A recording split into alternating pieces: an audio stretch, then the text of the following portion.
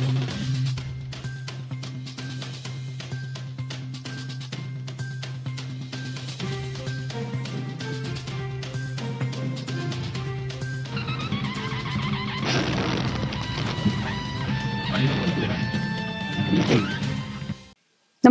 आपण पाहता हिरकणी न्यूज.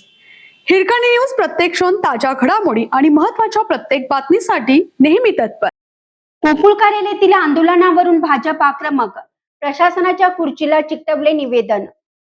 लडाखमधील सामाजिक कार्यकर्ते सोनम वांगचुक यांच्या उपोषणाला पाठिंबा देण्यासाठी गोकुळ दूध संघाच्या कर्मचारी संघटनेने केलेल्या आंदोलनावरून राजकीय वातावरण तापलं आहे.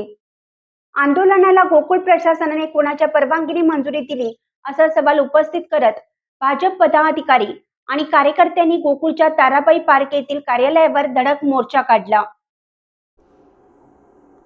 भाजप जिल्हाध्यक्ष नाथाजी पाटील यांच्या नेतृत्वाखाली कार्यकर्त्यांनी गोकुळ कार्यालय परिसरात जोरदार घोषणाबाजी करत आंदोलन केलं.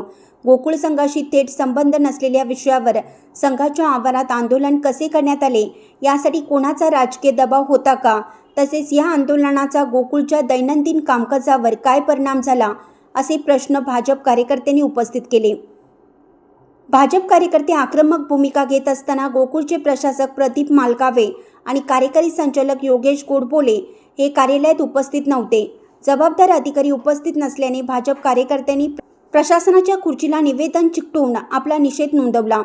या आंदोलनामुळे गोकुळ दूध संघातील कर्मचारी, आंदोलक आणि प्रशासनाची भूमिका यावरून पुढील काळात राजकीय वाद अधिक तीव्र होण्याची शक्यता व्यक्त केली जात आहे.